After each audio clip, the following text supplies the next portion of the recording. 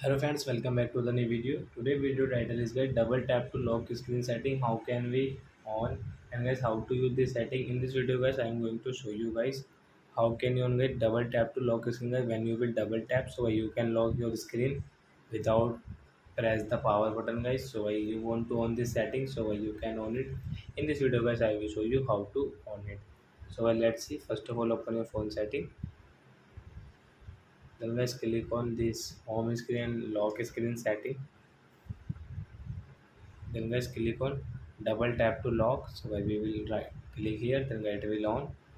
So guys now let's see how and double tap as you can lock your screen.